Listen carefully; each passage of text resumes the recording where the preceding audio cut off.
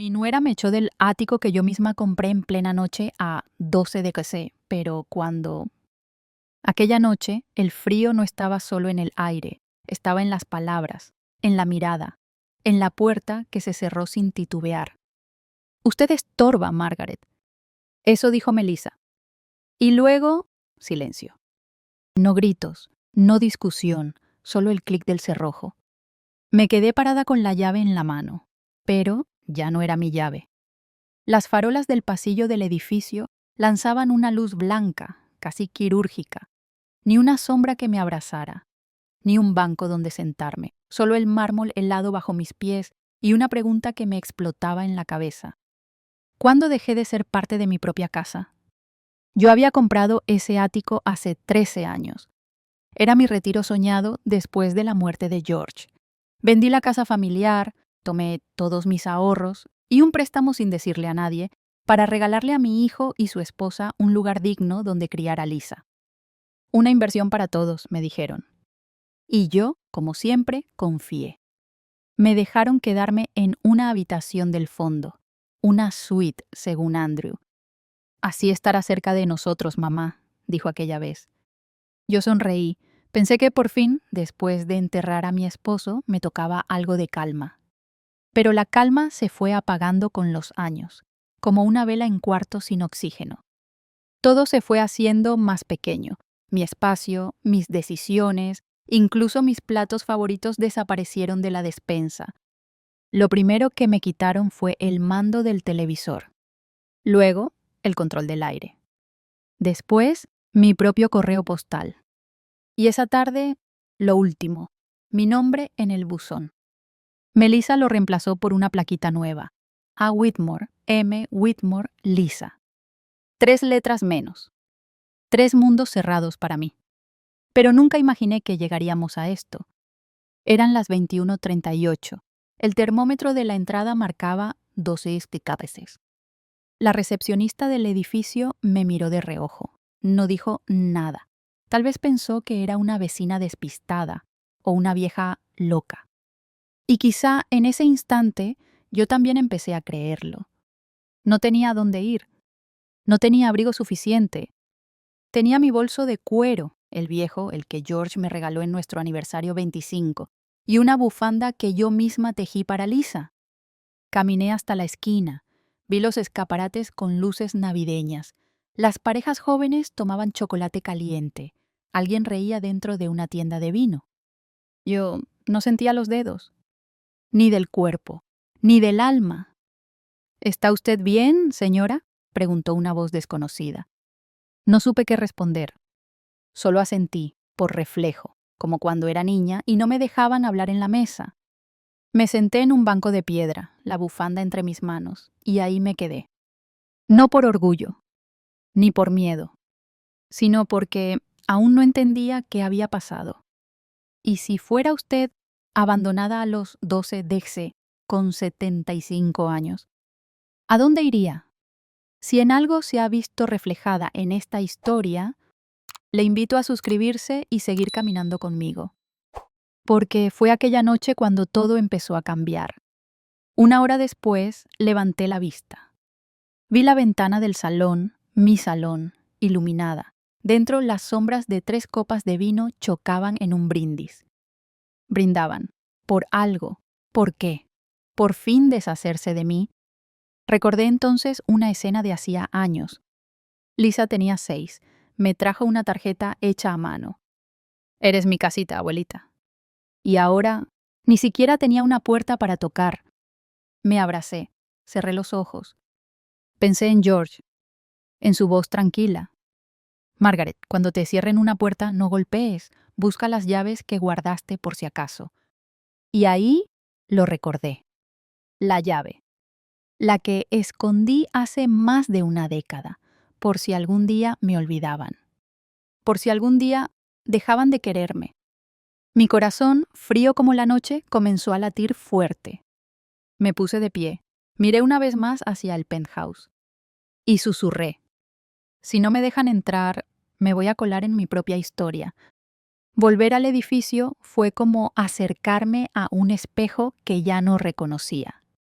Las mismas paredes, el mismo ascensor, el mismo silencio. Pero yo ya no era la misma. La llave no estaba en mi bolso. Estaba cosida detrás del forro interior, en una pequeña costura que hice yo misma, con hilo marrón. George solía llamarlo tu escondite invisible. Y esa noche me salvó. Esperé a que no hubiera nadie en recepción. Subí por las escaleras, peldaño por peldaño, como si cada uno pesara el doble. En el piso 15, el pasillo estaba en penumbra. Solo la luz de la ventana del fondo dejaba ver las partículas de polvo flotando como memorias. Me acerqué a la puerta. Puse la llave con cuidado. Giró. No estaba rota. No la habían cambiado. Por olvido, por desprecio, o porque nadie imaginó que yo volvería. Entré sin hacer ruido. La casa olía a vela de sándalo, a vino tinto y a eucalipto. El mismo aroma que Melissa usaba para darle clase al ambiente. Yo, en cambio, prefería el pan tostado, el que huele a domingo, a madre, a hogar. Pasé por el pasillo. Mis pasos eran una mezcla de miedo y determinación. Todo estaba en orden, como si el mundo siguiera su curso sin notar mi ausencia. Sobre la mesa del comedor vi copas medio vacías, una botella de vino cara y una libreta de notas. Me acerqué. La libreta tenía un nombre escrito con tinta dorada. Proyecto 2025. Abrí. Y ahí estaban, presupuestos, cifras, plazos. Página tras página, hablaban de vender el penthouse, invertir en una empresa nueva y firmar con el consentimiento de Margaret. Incluso habían hecho un esquema de lo que yo diría ante el notario. Todo medido, todo escrito. En un margen, alguien había anotado: si se niega, argumentar deterioro cognitivo, buscar psiquiatra privado. Me temblaron las manos. Tuve que sentarme, porque no era solo el plan, era la frialdad, la previsión. La forma en que habían considerado cada posibilidad, menos una, que yo me diera cuenta. Ella aceptará sin problema, está débil. Si pregunta mucho, diremos que es por su bien. La presentación es clave, cálida, pero firme. No eran frases sueltas. Eran parte de algo que ya habían ensayado. No eran planes. Eran instrucciones para manipularme. Me temblaron las manos. No por sorpresa, sino por una claridad brutal. Por fin entendía. No era un descuido. Era cálculo, frío, deliberado. Volví a mirar el sobre marrón que me habían dejado por error sobre la mesa. No tenía remitente, pero estaba dirigido a mí. Adentro, una copia del contrato de compraventa original. Mi firma, su letra. Cláusulas subrayadas en fosforescente. Anexos, modificaciones. Y luego, las fotocopias de mis cuentas bancarias, todas con sellos recientes. Y una hoja aparte. Acceso online, claves actualizadas. Habían cambiado todo, hasta mis claves. Pero dejaron la hoja, como quien deja una trampa sin esconderla del todo. Y a Illy. Y lo vi claro. No solo me habían echado, me estaban borrando. De sus vidas, de los papeles, de la historia. Margaret no tiene por qué saber, solo firmar. Urgente, revisión médica para justificar futura tutela. Una tutela. Una palabra tan sencilla, tan legal, tan cómoda y tan perversa en sus manos. Querían hacerme pasar por incapaz, para justificar su control, para quedarse no solo con lo mío, sino con mi voz. Me senté. No lloré, no aún. Por dentro, algo se rompió. No con estruendo, sino como cuando una hebra se suelta del tejido y sabes que, tarde o temprano, todo se deshará. Vi la foto de mi boda con George en el mueble del salón. Melissa la había movido. Ya no estaba en el centro. El marco estaba girado, apenas unos grados, como si también estorbara. Ese gesto me dolió más que las palabras, más que los papeles, porque lo decía todo sin decir nada. No era solo que yo ya no importaba. Era que él tampoco. Era que él tampoco. Su memoria, su amor, su legado. Tomé mi bolso. Guardé la libreta. Guardé la libreta. Saqué el teléfono viejo que casi nunca usaba, ese con tapa rota y batería eterna. Saqué el teléfono viejo que casi nunca usaba, ese con tapa rota y batería eterna. Tomé fotos de todo. No sabía aún qué iba a hacer. Pero una cosa sí sabía. Esta vez no iba a callar. Antes de salir pasé por la habitación que solía ser mía, la que pinté en verde agua, donde dormía con mi bata colgada detrás de la puerta. Estaba cerrada. La llave no estaba. En su lugar, una caja en el pasillo. Una nota escrita con rotulador azul. Cosas de Margaret. Abrí la caja. Una bufanda deshilachada. Una taza rota, la del taller de cerámica de 2010. Un par de pantuflas que ya no olían a casa, sino a olvido. Eso era yo para ellos. Un bulto. Un estorbo ordenado en una caja. Cerré la puerta con cuidado. No por nostalgia, sino por dignidad. Ya no me pertenecía ese lugar. Ni siquiera el eco de mi risa cabía allí. Cuando salí del edificio, el frío me abrazó como una vieja conocida. Pero esta vez, algo dentro de mí ya no temblaba. Levanté la mano. Un taxi amarillo se detuvo a unos metros. Subí sin mirar atrás. Al puerto, por favor. ¿Algún sitio en particular? El Hostal San Jaime, cerca del muelle. ¿Tiene reserva? No, pero tengo memoria. Ese lugar, ese pequeño hostal de madera y café recalentado, donde George y yo pasamos un aniversario cuando aún soñábamos con hacernos viejos juntos. No tenía ropa. No tenía plan. No tenía certeza. Pero tenía algo que hacía años no sentía. Rabia lúcida. No era furia. Era algo más limpio, más eléctrico. Esa clase de rabia que no grita, pero camina erguida. Que no destruye, pero te despierta. Miré por la ventana del taxi. Las luces navideñas seguían ahí. La gente brindaba, cantaba, cenaba. Y yo, con mi bufanda apretada en las manos, sentía cómo el corazón poco a poco salía de su letargo. No sabía cómo me iban a escuchar, pero esta vez no me iban a silenciar.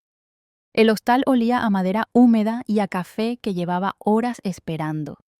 La recepcionista me miró con ojos de ¿la conozco? Una habitación para esta noche, dije. ¿Para una sola persona? Sí, y esta vez sí quiero estar sola. La habitación era pequeña pero tibia. Un edredón de flores pasadas de moda. Un perchero cojo. Un reloj colgado torcido sobre la puerta. Y silencio. No había pasos. No había voces. No había nadie que me dijera cómo debía vivir. Por primera vez en años dormí sola.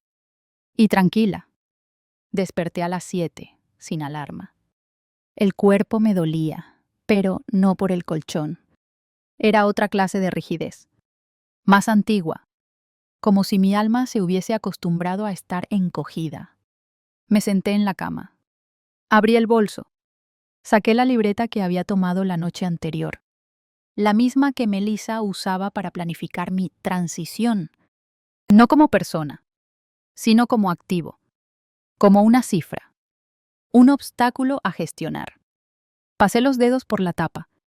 Acaricié esas letras frías, como si pudieran dolerme menos. Pero dolían igual, porque allí dentro no había madre. Ni abuela. Ni ser humano. Solo una firma. Unos bienes. Y un plan para quitarme incluso el derecho a pensar. La cerré. Y entonces supe. No iban a escribir mi final. Ese capítulo lo iba a escribir yo. Cada línea de aquella libreta no era solo una cuchillada. Era una pieza más del rompecabezas.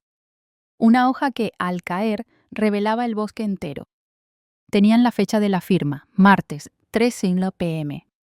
Tenían el nombre del notario, Richard C. Belmonte, con dirección y teléfono incluidos. Tenían hasta el nombre del plan.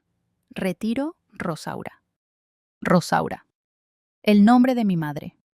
Lo usaron como quien bautiza una operación comercial, sin saber que fue ella quien me enseñó, con manos curtidas y voz suave, a esconder una llave de emergencia en cada etapa de la vida. Mira, hija, me decía, siempre hay una salida, no siempre se ve, pero si tienes fe y memoria la encuentras. Y yo siempre lo recordé, solo que, hasta ahora, no lo había necesitado tanto. Me duché con agua tibia que salía débil, como si la cañería también estuviera cansada. Me puse el abrigo más viejo que tenía, el gris de lana que George odiaba porque raspaba el cuello, pero que ahora me abrazaba como una segunda piel. Bajé a desayunar. Una tostada. Un café sin azúcar. Y el silencio como único condimento. Abrí mi cuaderno. No la libreta de ellos, sino el mío, el de verdad, y comencé a escribir con letra firme, aunque las manos me temblaban un poco. Día 1. Me echaron. Pero no me rompieron. Hoy empiezo a recordar que también soy Margaret. No solo la madre, la suegra, la abuela, sino la mujer que ha sabido sobrevivir a entierros, partos, traiciones y ahora a un desalojo con sonrisa. Guardé el cuaderno como si fuera un testamento y salí a caminar. La ciudad todavía estaba despertando. Los escaparates vacíos reflejaban mi silueta como una sombra sin historia. Pero yo sí tenía historia. Solo que me la habían silenciado con años de cuidados, con cunitas, con cenas de Navidad, donde siempre faltaba algo que nadie nombraba: yo. Caminé hasta una vieja librería, una de esas de barrio que huelen a papel y a polvo amable. Allí solía comprarle los cuentos a Lisa. Libros con hadas, con dragones buenos, con abuelas que tejían magia. La dueña, Teresa, me reconoció de inmediato. Margaret, qué milagro. ¿Todo bien? Sí, solo de paso, mentí con la sonrisa que usaba en las reuniones familiares. Esa que no mostraba dientes ni verdad. Antes de irme, di un paso atrás. ¿Tendrás algún abogado que sepa escuchar?, dije en voz baja. Teresa me miró un momento, sin curiosear. Solo asintió y escribió algo en una servilleta. Abogado Hernández, de los que no te tratan como un papel. Guardé la servilleta como si fuera un amuleto. Lo llamé desde una cabina telefónica, con monedas que hacía años no usaba. La voz que respondió era grave, seca, pero atenta. Me dio cita esa misma tarde. La oficina quedaba en un edificio antiguo, con techos altos, suelo de mármol gastado y olor a tabaco frío mezclado con madera encerada. Hernández era un hombre de unos 60 y pico, con barba blanca, chaqueta despareja y ojos de alguien que ha visto demasiadas injusticias y aún así no se ha rendido. Me escuchó, sin interrumpir. Tomó nota con letra redonda, clara, como si escribiera cartas. Cuando terminé, guardó el bolígrafo y dijo: «Vamos a hacerlo todo, sin una lágrima, pero con todas las pruebas». Le mostré las fotos. Le entregué las copias. Le hablé de la libreta, del plan Rosaura, del tono condescendiente de Melissa, del silencio cómplice de Andrew. Entonces me preguntó: «¿Usted firmó algún poder para ellos?». Negué. Nunca. Pero Melissa es buena para convencer. Ya lo verá. Hernández sonrió apenas. Por eso estamos aquí, para que no convenzan a nadie más. Cuando salí no me sentí poderosa, ni heroína. Me sentí lúcida, como si, después de años mirando a través del cristal empañado de la maternidad incondicional, por fin pudiera ver con claridad. Caminé sin rumbo. Las calles viejas de la ciudad me devolvían sus memorias como postales rotas. Pasé por la plaza donde George y yo bailamos un tango improvisado bajo la lluvia. Vi el banco donde le leía cuentos a Lisa, con su cabeza sobre mi falda. Y vi también el portal donde lloré la noche que supe que Andrew se casaría, sin invitarme a elegir el vestido. Todo seguía en su lugar, menos yo. Pero algo dentro de mí, algo que creía muerto, comenzó a encajar. Al volver al hostal, Pedí papel craft, cinta adhesiva y sobres. Abrí el armario.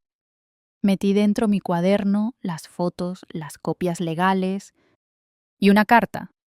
La escribí despacio, como si cada palabra fuera una hebra del hilo que me unía a mí misma.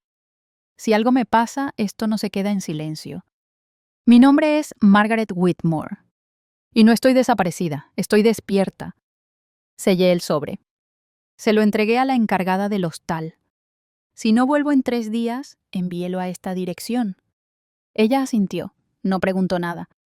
Sus ojos dijeron lo justo, le creo. Antes de dormir me miré en el espejo del baño compartido. Vi las arrugas nuevas. Vi la piel cansada. Pero también vi algo más. Una luz. Pequeña, pero mía. Una que hacía años no reconocía. No era rabia. No era justicia. Era algo más antiguo. Más íntimo. Era una mujer que por primera vez en décadas empezaba a hablar con su propio nombre. Al día siguiente me levanté antes que el sol. El hostal aún dormía. El pasillo olía a cera vieja y a un pan tostado que no estaba. Me vestí sin prisa, con la misma ropa del día anterior. No era descuido. Era intención. Quería que ese abrigo viejo me recordara quién fui y quién estaba empezando a ser de nuevo. Tomé un café solo en la pequeña sala común y salí a la calle con los dedos helados. Fui directo a la sucursal bancaria, donde, décadas atrás, George y yo habíamos abierto nuestra primera cuenta conjunta. Aquel banco tenía otro logo ahora. Las paredes estaban pintadas de un blanco más impersonal, y la recepcionista era una joven que no había nacido cuando nosotros íbamos allí los sábados por la mañana a depositar lo poco que teníamos. No estaba segura de si aquella cuenta aún existía. Tampoco sabía si Melissa o Andrew la habían cerrado sin consultarme, como tantas otras cosas. Pero algo me empujaba a entrar, algo parecido a una corazonada o a una promesa. El gerente era un hombre mayor, de voz suave y mirada clara. Le expliqué mi situación con frases sueltas, tratando de no mostrar el temblor en las manos. Él revisó su pantalla, tecleó con precisión. Y entonces levantó la vista. Señora Whitmore, dijo con cortesía, su cuenta está inactiva, pero no cerrada. ¿Y hay algo adentro? Pregunté sin respirar. Él volvió a mirar la pantalla. Aproximadamente 47.230 euros. El aire me abandonó de golpe. ¿Cómo puede ser? Transferencias periódicas, dijo, del seguro de vida de su esposo. ¿Seguro de vida? Sí, activado en 2006. Beneficiaria única, usted. Me quedé en silencio. George. Mi George. Nunca me lo dijo. O quizás sí. Y fui yo quien no escuchó, cegada por las ayudas de Melissa, que siempre insistía en ocuparse de todo para evitarme el estrés.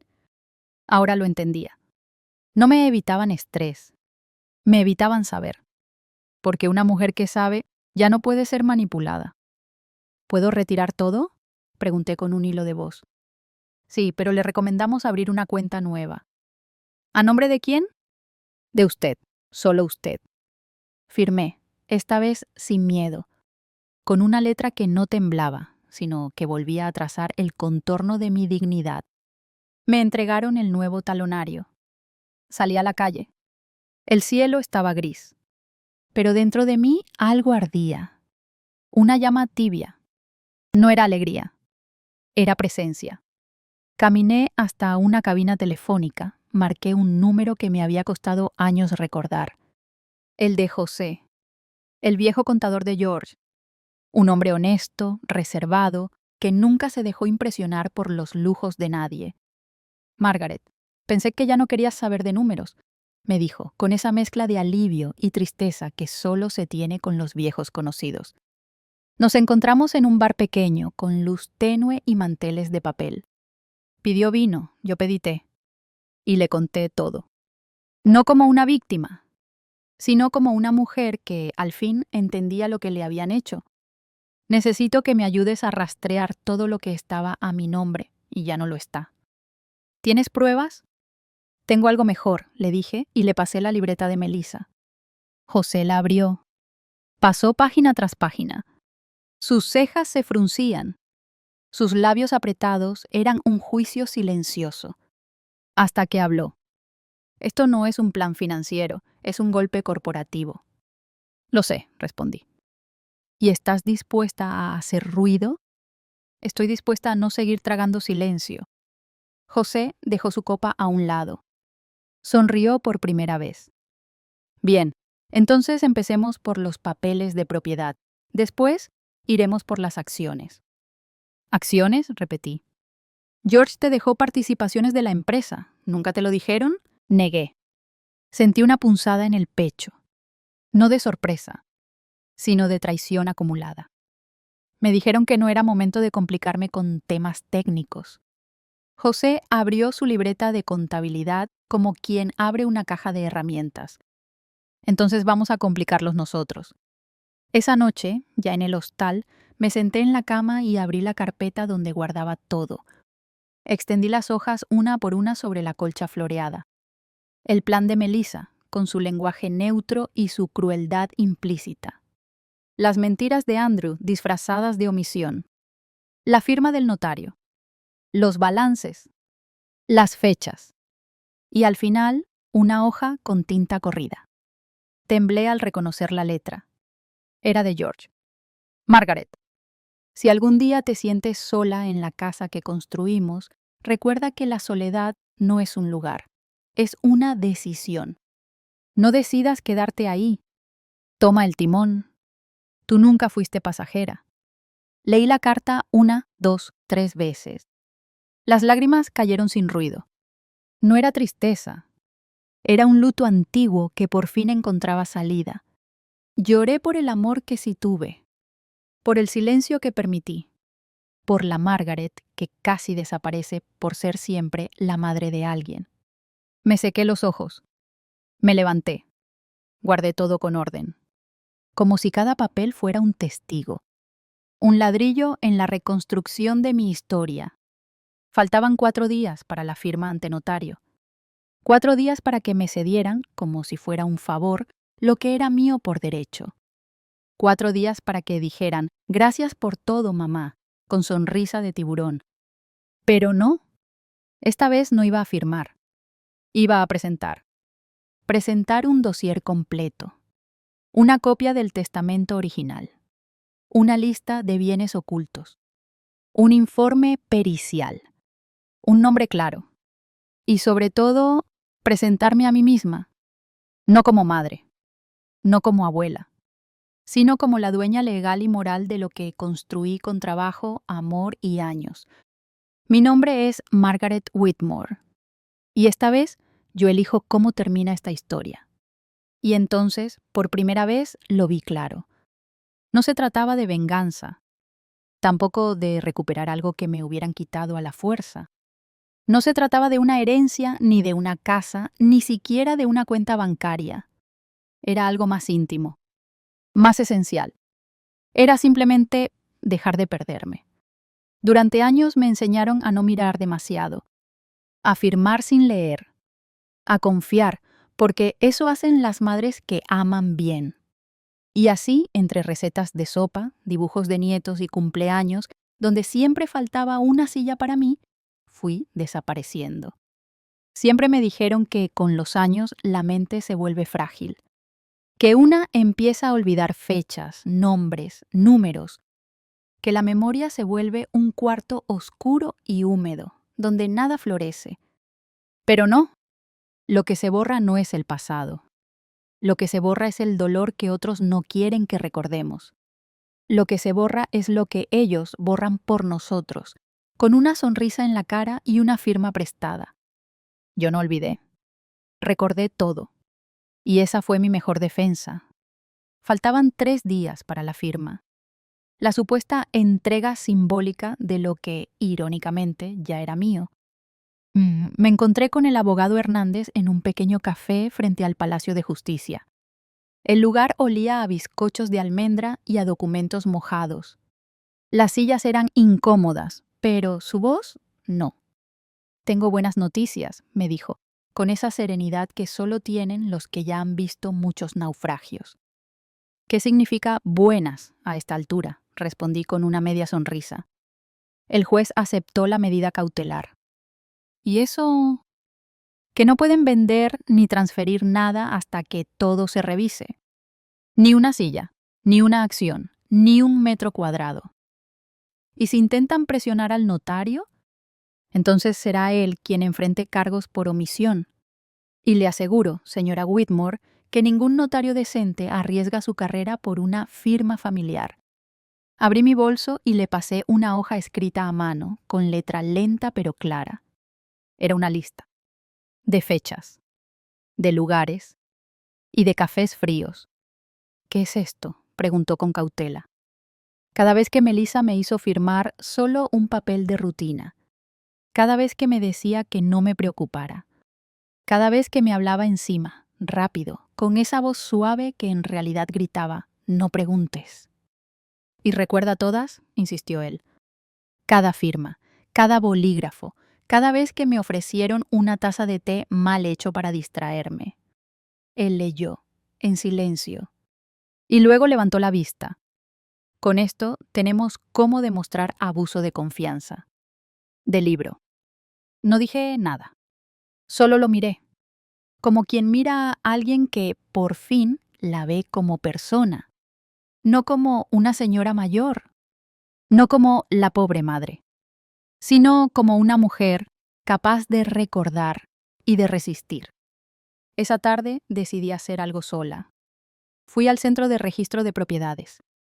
Había colas, ruido, máquinas que no funcionaban, pero mi paso era firme. Pedí ver los documentos del ático, el que supuestamente ya no necesitaba, porque era mucho espacio para una sola mujer. La funcionaria era joven, amable, pero algo mecánica. ¿Tiene autorización? No la necesito, le dije. Soy la propietaria original, aquí está el número de finca. Tecleó, esperó, miró la pantalla. Frunció el ceño. Figuran 3 movimientos de cesión en los últimos 6 años, dijo. ¿Y yo firmé alguno?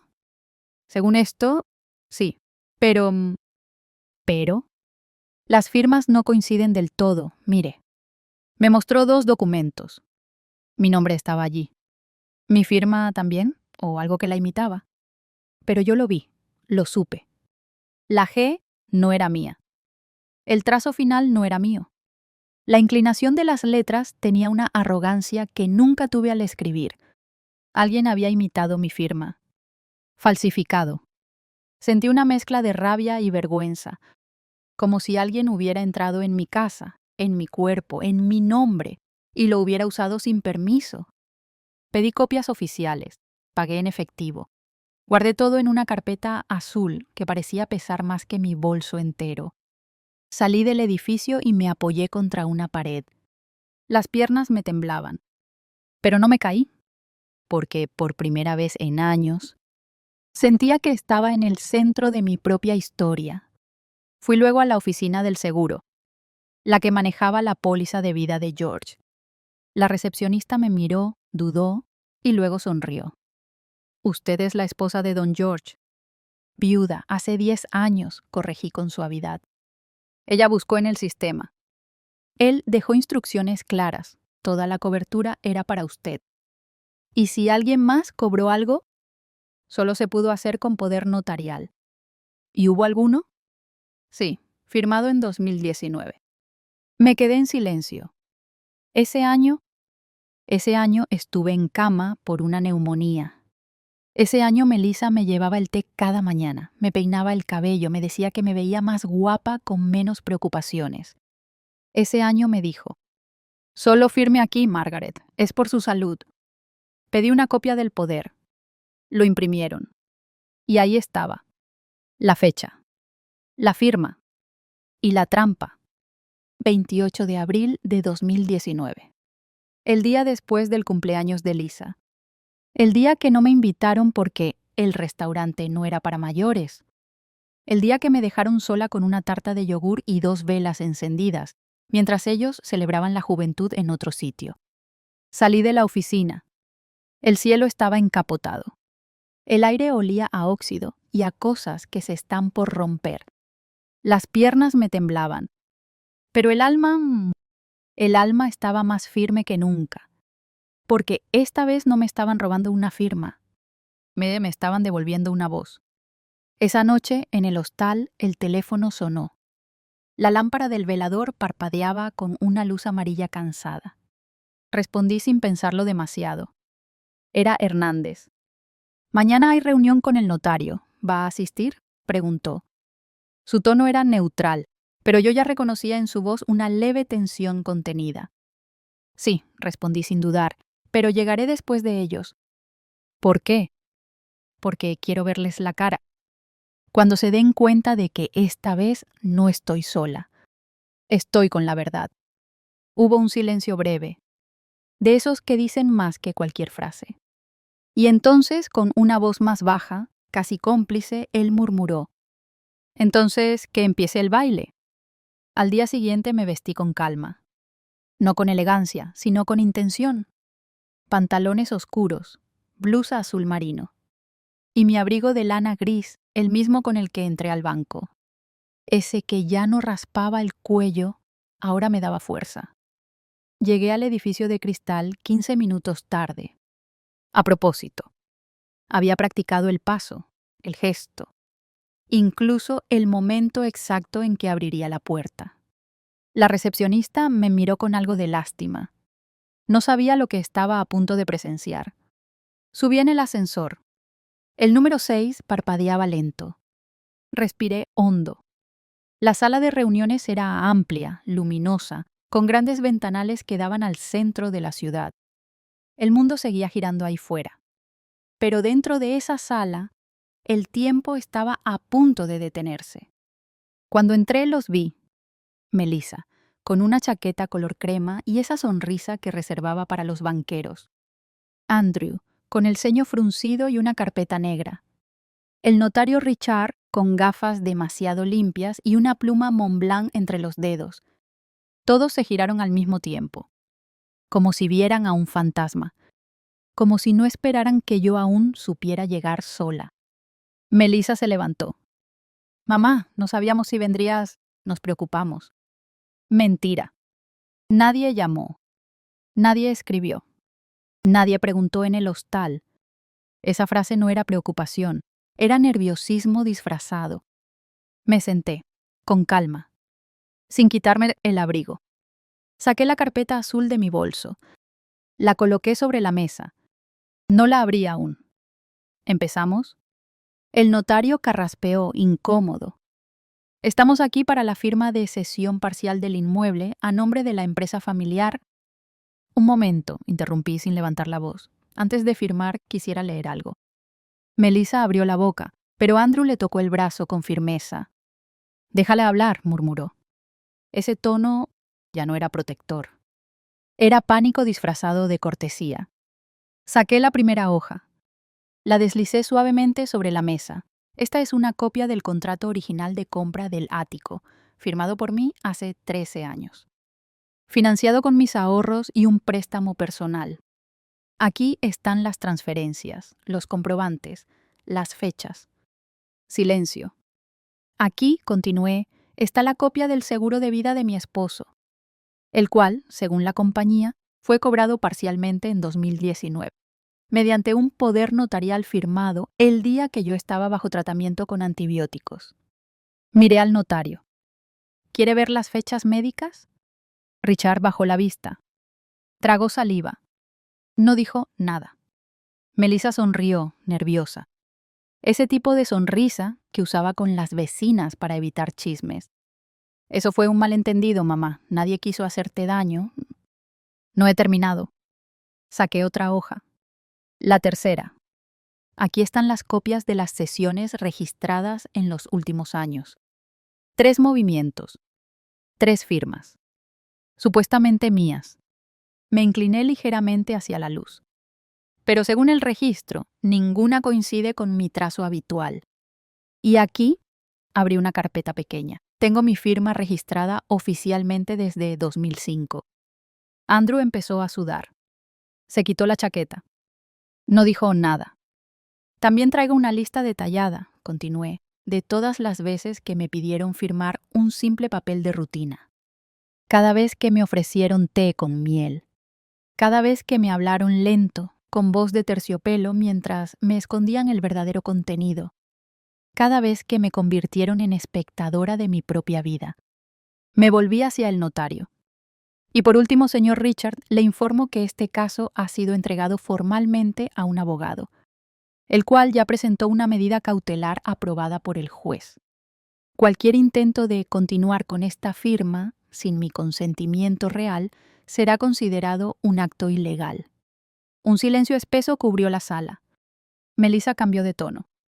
Ya no había dulzura, solo control dañado. Mamá, no teníamos idea de que te sentías así. Solo intentábamos ayudarte a simplificar las cosas. ¿No?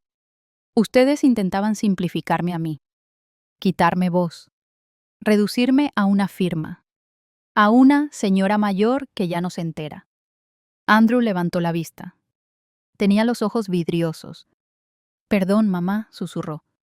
Pero ya no era el momento de perdonar. Tampoco de gritar, solo de recordar. Guardé cada hoja en la carpeta, una por una, con el mismo cuidado con el que se recogen los restos de algo sagrado, como quien recoge las piezas de un cuerpo que fue despedazado lentamente. Un cuerpo llamado dignidad. Me levanté. La reunión ha terminado. No firmaré nada. No necesito abogados caros. Tengo memoria. Y la memoria, señores, también es prueba. Caminé hacia la puerta. Los tacones apenas sonaban. Melissa dijo algo más, una excusa, quizás. No escuché. O no quise. Porque en el pasillo me esperaba alguien mucho más importante. Hernández, con una copia del expediente bajo el brazo y una sonrisa serena. Esa que no celebra la victoria, sino la verdad que ya no puede volver a esconderse. Esa noche no dormí. No porque tuviera miedo. Ni siquiera por ansiedad. Simplemente no podía dormir. No después de haberme escuchado, de verdad, por primera vez en años. Me quedé sentada frente a la ventana del hostal, viendo cómo la niebla se deshacía lentamente sobre los tejados del puerto. El reloj marcaba las 2, luego las 3, pero el cuerpo no pesaba. Porque lo que sentía no era agotamiento. Era algo más extraño. Era calma. Una calma que dolía, sí, pero que venía con nombre propio. Dignidad. Ya no me dolía que ellos no quisieran verme. Lo que de verdad dolía, lo que me apretaba el pecho como un lazo, era que yo misma me hubiera tapado los ojos durante tanto tiempo. Por amor. Por miedo. Por costumbre. Me acerqué al espejo del baño. No para peinarme ni para maquillarme. Solo para mirarme. Y ahí estaba. Una mujer de 66 años. Con arrugas. Con manchas en la piel. Con ojeras. Pero también con voz. Y ahora también con papeles. Papeles que hablaban por mí cuando mi familia intentó silenciarme con sonrisas suaves y frases como «Tú no te preocupes». El edificio de la empresa tenía 18 plantas. Cristal ahumado. Recepción minimalista. Olor a eucalipto artificial. Todo era blanco. Todo era frío. Como si hubieran querido borrar cualquier rastro de emoción. De historia. De humanidad. Subí sola en el ascensor. Piso 17. Junta de Accionistas Extraordinaria. Tema: reestructuración del comité directivo. Nadie me esperaba. O al menos, eso creían. Pero ese era justamente el punto. Durante años me esperaban para cocinar, para limpiar, para consentir. Hoy me iban a escuchar. Las puertas se abrieron. Y las miradas se clavaron en mí como alfileres. Melissa estaba de pie junto al proyector, vestida de beige pulcra, con una carpeta entre los brazos como si fuera un escudo. Andrew en una esquina, con el portátil abierto. Tensos. Y el resto, rostros grises, ejecutivos que no recordaba por nombre, pero que claramente sí me recordaban a mí. Señora Whitmore, dijo uno, incómodo. ¡Qué sorpresa! Asentí con suavidad, pero sin sonrisa. No vengo como madre, vengo como socia. Un murmullo. Un par de sillas se corrieron. Nadie me ofreció asiento. Así que busqué una silla plegable en la esquina y la puse en el centro, delante de todos, como si por fin ocupara el lugar que me negaron durante años. Les he pedido solo 10 minutos, no para pedirles nada, sino para informarles de algo que quizás prefirieron olvidar. Abrí mi carpeta azul, mi escudo, mi voz en tinta. Tomé aire, no para contenerme, sino para sostenerme. En el año 2011, Margaret Whitmore, es decir, yo, transfirió 180.000 euros a nombre de Andrew Whitmore para la constitución de esta empresa. No fue un regalo, fue una inversión. Puse los documentos sobre la mesa. Transferencias, contrato. Cláusula de participación del 32%. Un hombre al fondo levantó una ceja. Eso no figura en los registros actuales. Lo sé, respondí, porque se eliminó. Sin mi consentimiento. Y eso, legalmente, tiene un nombre, falsedad documental. Pasé la segunda hoja. Durante estos años se me negó el acceso a juntas, balances, decisiones. Se me etiquetó como elemento pasivo. Mientras tanto, mi dinero multiplicó su valor. Melissa interrumpió con tono dulce y falso. Margaret, por favor, esto no es necesario. La miré. Oh, sí lo es. Porque si ustedes pueden reunirse sin invitarme, yo puedo presentarme sin avisar. Saqué el informe de José. Gráficas, números. Dividendos con mi nombre oculto tras la etiqueta fondo familiar. ¿Ese fondo era yo? Un joven al fondo, no debía tener más de 30 años, murmuró. ¿Y cómo desea proceder? Con respeto, pero con firmeza. Tomé el último documento. Tanica. Solicito la revisión de mi participación activa, no para sentarme aquí todos los martes, sino para dejar constancia de que no desaparecí. Me desaparecieron. Y eso no vuelve a pasar. Andrew levantó la vista. Tenía los labios entreabiertos. Y por primera vez lo vi dudar. Ya no era el hijo brillante de traje caro. Era un hombre frente a una mujer que ya no le temía. Mamá, empezó. Lo interrumpí con una mirada. No con rabia. Con certeza. Shh. Déjame terminar. Lo miré. Y en ese momento no vi al hijo que cuidé, sino al adulto que me olvidó. ¿Recuerdas cuando me dijiste, mamá, confía en mí, esto es por todos? Yo confié, pero ustedes confundieron mi silencio con rendición, mi paciencia con ausencia, y mi cariño con ingenuidad. No lloré, porque esa mañana me puse los zapatos que usé en el entierro de George, y él siempre decía, cuando quieras que te respeten, ponte algo que te recuerde quién fuiste antes de ser solo madre. Y eso hice. No vine a pedir perdón, ni a reclamar amor. Vine a recuperar nombre. Margaret Whitmore, inversora, fundadora. Y desde hoy, también, presente. Cuando terminé de hablar, el consejo quedó en silencio. No un silencio hostil ni uno incómodo. Era ese tipo de silencio que solo ocurre cuando algo ha sido dicho con tanta verdad que cualquier palabra posterior sería ruido. Un hombre de cabello gris, sentado al fondo, pidió la palabra. Propuso una votación para revisar el acta fundacional. Nadie lo interrumpió. Nadie lo contradijo. Todos sabían que el momento no era solo simbólico. Era necesario. Mientras comenzaban a debatir entre ellos, yo recogí mis papeles. Doblé con cuidado cada hoja. Como quien recoge las páginas de un diario personal, y no solo documentos legales. No me quedé a escuchar sus argumentos. No esperé aplausos. Ni una disculpa. No lo necesitaba. Mi presencia ya lo había dicho todo.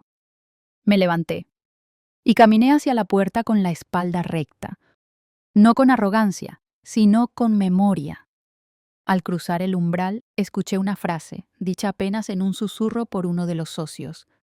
No volvió para reclamar, volvió para recordarnos quién la hizo posible. 2 días después de la junta, mi teléfono vibró. Era un mensaje de Melissa. Breve, frío, sin saludo, sin firma, sin mamá. Podemos vernos para hablar, sin abogados. Lo leí 3 veces y no supe si me daba risa o tristeza, porque durante años hablaron de mí como si yo no pudiera decidir nada, como si fuera un florero sentimental al fondo de sus vidas. Y ahora, que ya no podían decidir sin mí, querían hablar sin abogados. No respondí. No enseguida. Me preparé una infusión. Me senté junto a la ventana del hostal. Vi cómo un niño soltaba un globo rojo y su madre corría tras él. Y ahí entendí algo. Durante demasiado tiempo fui yo la que corría detrás. Ahora era momento de quedarme quieta y dejar que me busquen. Esa noche dormí sin pesadillas. La primera noche en años. A la mañana siguiente respondí con una sola palabra. Está bien. Nos citamos en una cafetería del centro. Una con vitrales antiguos, cortinas pesadas y sillas que crujían como huesos viejos. Allí solía llevar a Lisa cuando tenía 4 años. Ella pedía leche con miel y decía que quería ser inventora de canciones tristes.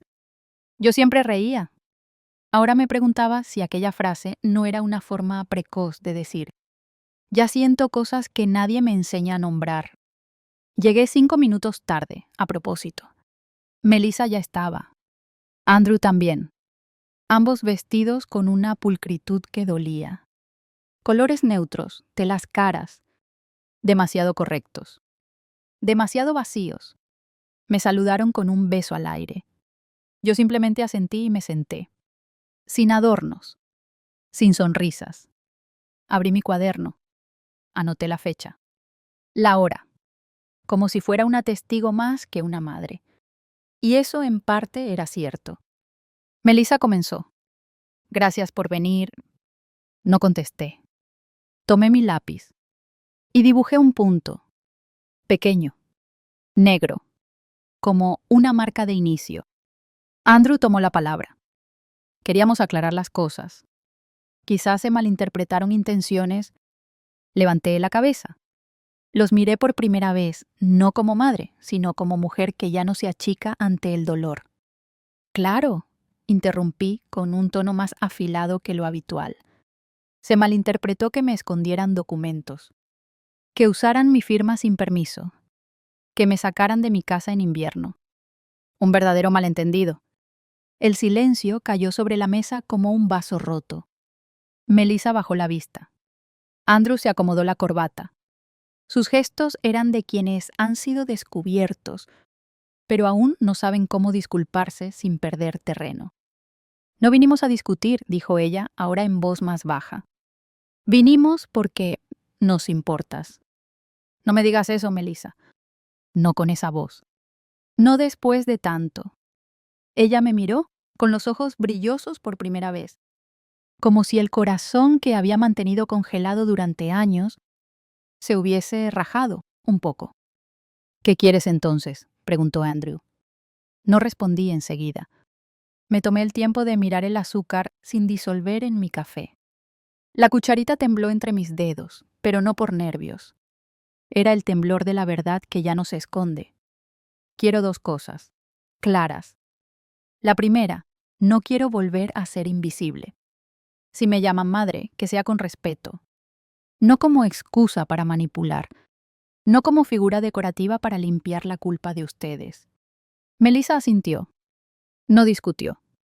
Por primera vez simplemente aceptó. Y lo segundo, continué, voy a seguir presente en la empresa. No como deciden ustedes. Como decido yo. Voy a nombrar un interventor independiente. Cada decisión importante pasará por él. Ustedes trabajarán tranquilos, sí, pero con ojos que observan. Andrew cerró los ojos. No habló. Sabía que aquello dolía. pero también sabía que era justo. Entonces Melissa dijo algo que no esperaba. Su voz temblaba, no de miedo, sino de algo más parecido a vergüenza. Y Lisa nos pregunta por ti todos los días. Tragué saliva, pero no me quebré. Pues díganle la verdad, que no desaparecí, que me hicieron desaparecer, pero que estoy volviendo. No con maletas, ni con lágrimas, sino con tiempo. Tiempo para ella, tiempo para mí. Nadie respondió. El aire entre nosotros ya no era de tormenta.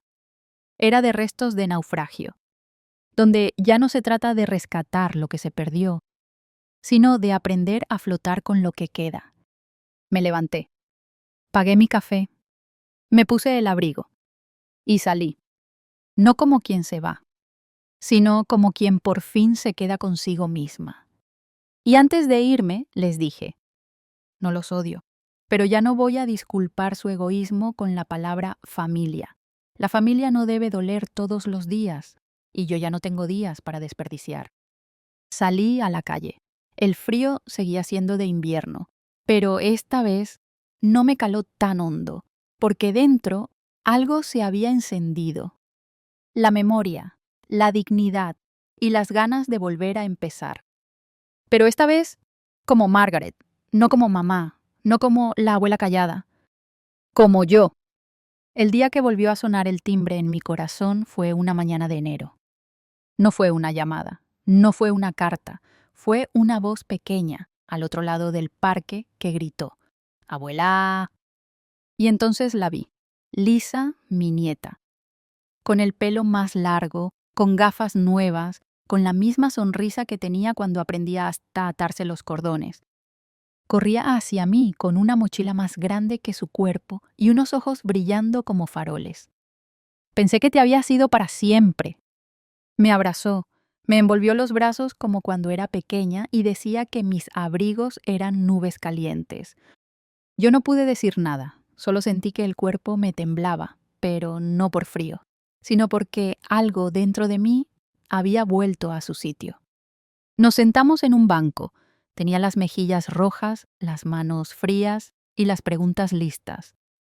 Mami decía que estabas de viaje, pero yo sabía que algo no iba bien, porque cuando tú te vas de verdad, siempre dejas una nota, siempre. Le sonreí. No dejé nota esta vez porque también me habían escondido el papel y el boli.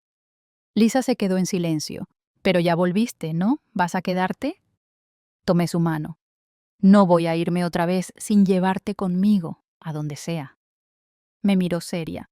Entonces, ven a la feria de libros del colegio. Cada niño va con alguien especial. Yo dije que la mía eras tú. ¿Cuándo es? El viernes.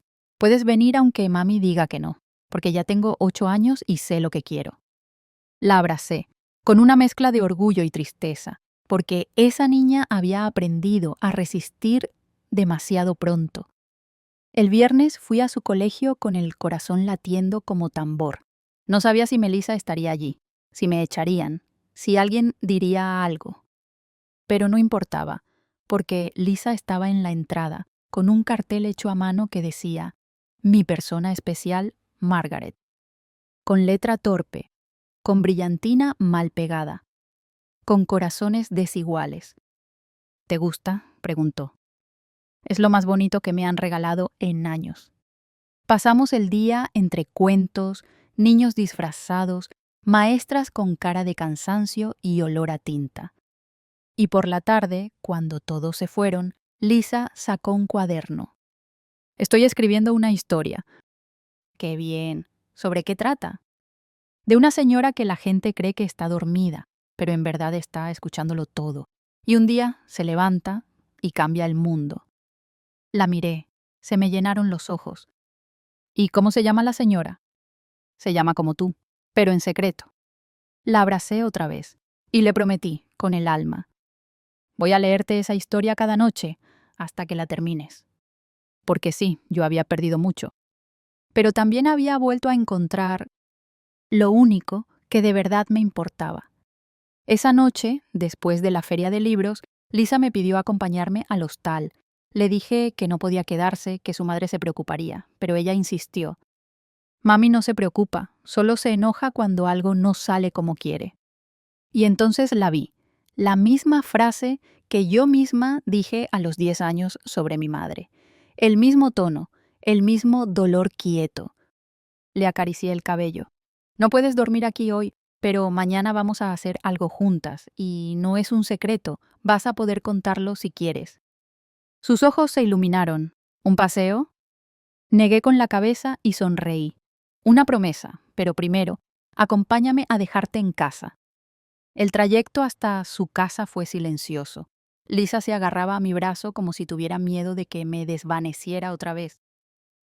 Cuando llegamos, Melissa abrió la puerta sin sorpresa. Pensé que habías aprendido a respetar los espacios, mamá, dijo con voz baja. Pensé que habías aprendido a no hacer que una niña esconda dibujos bajo la cama. Lisa nos miraba a ambas. Entonces me agaché y le dije, tú no tienes la culpa de lo que pase entre los adultos, pero tienes derecho a saber que te amo, siempre, incluso cuando no me ves. Ella asintió, y antes de entrar, me pasó un papel doblado en 4. Un dibujo de una casa con 2 ventanas y un jardín. En la puerta, un letrero.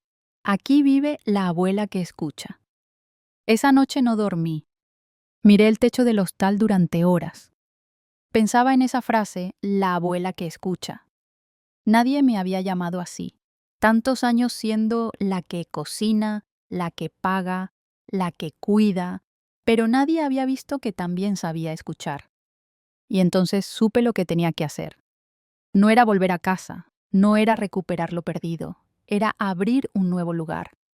Uno donde otras mujeres también pudieran ser vistas como las que escuchan. Al día siguiente, busqué un piso en alquiler. Algo sencillo, pero con una cocina amplia, con luz natural y espacio para una mesa grande. Lo encontré cerca del colegio de Lisa. Cuando se lo conté, dio un salto. Entonces vamos a tener un lugar secreto. Nada de secreto, le dije. Este lugar será para compartir. Para leer, escribir y hacer galletas. Durante semanas, cada tarde que Lisa salía del colegio, venía a mi nuevo piso. Hacíamos tareas, horneábamos pan y escribíamos juntas cuentos con nombres como la señora que guardó su voz en una caja, la abuela que sabía el lenguaje de las plantas, la niña que encontró a su otra familia en una libreta azul. Lisa dibujaba, yo corregía, y entre una merienda y otra, sin darnos cuenta, estábamos sanando. Un día me dijo, abuela, ¿puedo invitar a Sofía? ¿Una amiga? Sí, su abuela también está triste porque su hija la cambió por un trabajo nuevo. Y así comenzó. Primero fue Sofía, luego Paula, luego la señora Carmen del 5.º piso. Cada tarde la mesa era más larga. Y yo más ligera. Había perdido una casa. Había sido apartada. Pero ahora, en un piso de 60 metros cuadrados, estaba volviendo a vivir. Y esta vez no sola. Los lunes por la tarde empezó a llegar gente. Primero eran solo 3, Carmen, Emilia y Teresa. Todas con más de 65, todas con bolsas llenas de cosas que nadie había pedido pero que parecían necesarias. Galletas de avena, libros subrayados, bufandas por terminar. Nos sentábamos alrededor de la mesa grande. Una mesa barata, de madera falsa, pero con mantel de hilo verdadero que aún conservaba el olor de mi antigua casa. Las tazas eran diferentes, ninguna hacía juego. Y sin embargo, eso nos hacía bien, porque también nosotras habíamos dejado de encajar hace tiempo. Alguien propuso hacer una ronda, no para contar penas, sino para decir en voz alta algo que nadie nos había preguntado en años. ¿Qué desea usted para sí misma ahora? Carmen, la del moño siempre firme, dijo, dormir sin miedo a la puerta. Emilia, que había sido enfermera, dijo, poder comer sin contar las monedas. Teresa lloró antes de hablar. Que mi hija deje de hablarme como si yo no entendiera nada. Cuando me tocó a mí, dije algo simple. Quiero volver a oír mi nombre sin que lo sigan con una orden. Con el paso de las semanas, aquel piso se convirtió en algo que nadie esperaba. No era un centro, no era un club, era una cocina con espacio para mujeres cansadas y también para mujeres que, por fin, querían dejar de estar cansadas. Pintamos la pared del fondo de azul cielo. Colgamos una pizarra donde escribíamos frases como: no somos invisibles, estamos en pausa. Reír a los 70 no es locura, es acto de resistencia. No vinimos a aprender a tejer, vinimos a deshilachar el miedo. Un día, Lisa trajo su cuaderno y nos leyó en voz alta la historia que había terminado. La señora dormida ya no duerme y ahora ayuda a otras a recordar que aún están vivas. Carmen la abrazó, Emilia lloró y yo sentí que, por primera vez, alguien pequeña había puesto palabras en lo que todas necesitábamos oír. Pronto llegaron más. Lucía, que había sido profesora, pero su hijo le quitó el piso por conveniencia familiar. Marina, que tenía 72 y aún se pintaba los labios de rojo, aunque su nieta le decía ridícula. Y Rosa, que no hablaba casi nada, pero cuando escribía, lo hacía como si el corazón le sangrara tinto.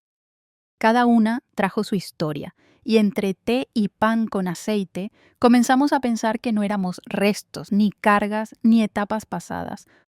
No, éramos capítulos que nadie había querido leer, pero que ahora escribíamos nosotras mismas. Una mañana, Lucía me dijo: esto no puede quedar solo entre nosotras. Y entonces lo supe, que había llegado el momento de abrir. No para exponernos, sino para iluminar a otras. Porque si a los 70 nadie te escucha, pues creas tu propia radio.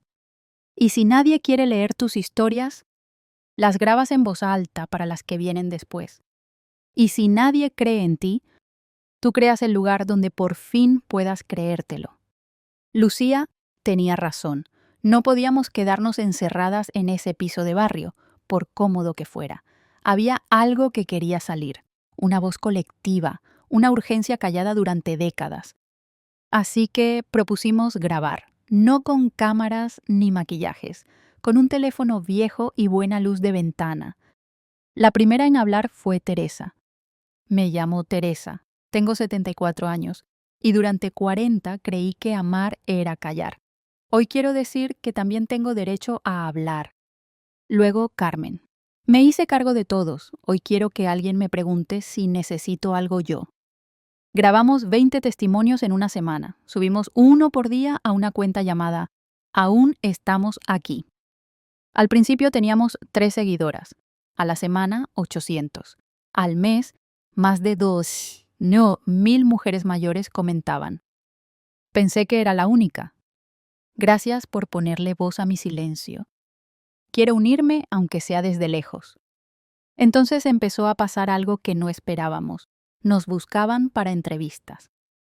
Una periodista nos dijo: nunca había escuchado a mujeres de más de 70 hablar con esta claridad.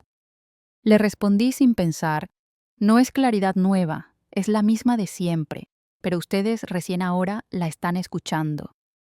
Con la ayuda de 2 vecinas más jóvenes, organizamos un primer encuentro abierto. Lo llamamos Conversaciones con mantel de domingo. La consigna era sencilla: una mesa larga, pan y fruta, mujeres mayores con historias, y nadie interrumpiendo con «ya te lo contaste». Vinieron 48 mujeres, de diferentes barrios, edades, historias, algunas con bastón, otras en silla de ruedas, todas con ganas de decir: estoy aquí, no he terminado. Fue allí donde una señora llamada Estrella, de 81 años, se puso de pie y dijo: mi hijo me dijo que a esta edad debería agradecer que me dejen vivir con él. Yo le dije: no me estás dejando vivir, me estás dejando desaparecer. El silencio que siguió fue tan profundo que pudimos oír nuestras propias memorias cayendo al centro de la mesa. Alguien aplaudió, y pronto todas, porque Estrella no hablaba solo por ella, hablaba por muchas. A partir de ese encuentro decidimos hacer algo más formal, un grupo estable, un espacio legal, una estructura con nombre y propósito. Le pusimos nombre entre todas, las que siguen. Porque no somos las que fueron, ni las que sobran, somos las que siguen. Registramos el grupo, abrimos una web y entre todas armamos una biblioteca de historias reales contadas por mujeres mayores de 60 de toda España. Y fue allí, en medio de todo este torbellino de reconstrucción, donde un día Lisa me abrazó fuerte y me dijo: Abuela, cuando sea mayor quiero ser como tú, no la de antes, la de ahora. Esa frase me rompió, me reconectó con algo que ni siquiera sabía que había perdido, el orgullo de ser quien soy. Una noche escribí en mi cuaderno. Pensé que mi vejez sería un eco, pero se ha vuelto tambor. Pensé que ya no tendría fuerza, pero me han dado voz. Pensé que no importaba, pero ahora sé que soy puente, puente entre lo que callamos y lo que las que vienen ya no van a aceptar callar. La carta llegó un jueves por la mañana, sin remitente, sin adornos, solo una hoja blanca, doblada en 3, con una letra que conocía demasiado bien. Mami, necesitamos hablar. Estoy confundida. No entiendo en qué momento me convertí en alguien que te lastimó tanto. Pero quiero escucharte, si me dejas. Rachel. La dejé sobre la mesa. No sentí alegría ni rabia, solo una especie de calma antigua, como cuando llueve sobre un jardín que ya habías dado por muerto. No contesté de inmediato. Fui al parque. Me senté en nuestro banco. Vi a 2 mujeres mayores jugar al dominó y supe que el mundo seguía girando, con o sin reconciliaciones. Esa misma tarde, en la reunión de las que siguen, compartí la carta. Carmen fue la primera en opinar. Tienes derecho a decidir si quieres sanar eso o no, no porque sea tu hija, sino porque eres tú. Marina, que rara vez hablaba, susurró: a veces no volvemos para perdonar, volvemos para ponerle punto final con dignidad. Y entonces entendí que no necesitaba volver a la Margaret que aguantaba. Podía elegir qué tipo de cierre quería. A la semana, me encontré con Rachel en una cafetería pequeña, lejos del centro. Llegó nerviosa, con ojeras, sin maquillaje. Se veía como la niña que una vez fue cuando me pedía que le leyera antes de dormir. No nos abrazamos, nos miramos, y habló ella primero. No vine a justificar nada, solo quiero entender por qué hice lo que hice, y qué puedo hacer para que me mires sin esa tristeza. Le respondí sin odio: Rachel, hay cosas que no se deshacen, pero se puede aprender a no repetirlas. Ella lloró, en silencio, como yo tantas veces.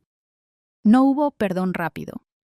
No hubo frases para cerrar películas, solo 2 mujeres tratando de hablar sin dañarse más.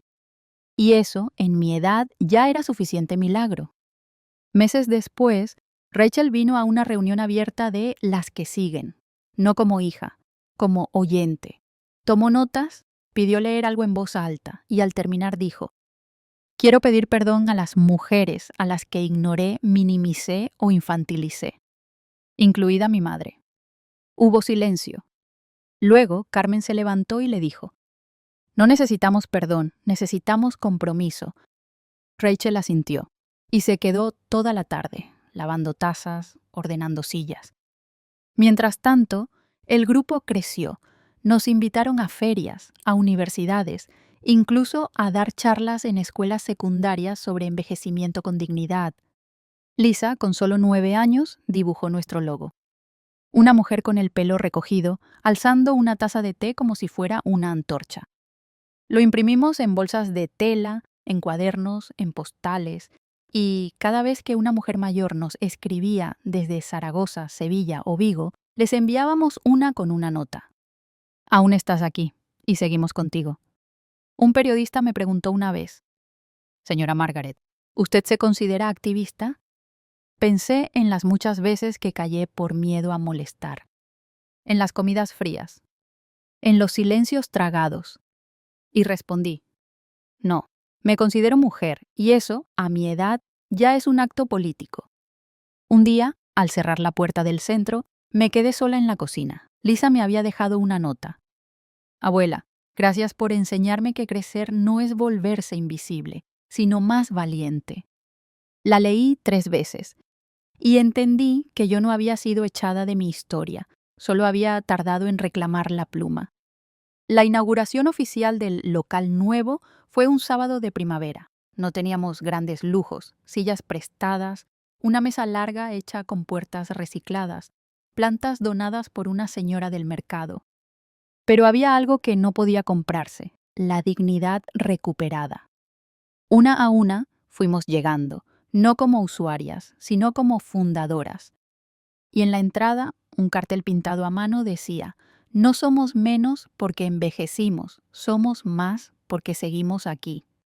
Ese día vino una mujer de 92 años, con un abrigo marrón, gafas gruesas y una voz temblorosa que sin embargo no dudaba. Llevo 30 años hablando sola. Hoy quiero hablar con ustedes. Le ofrecimos una silla y nos contó sobre su marido violento, sobre sus hijas que emigraron, sobre cómo sobrevivía con 420 euros al mes.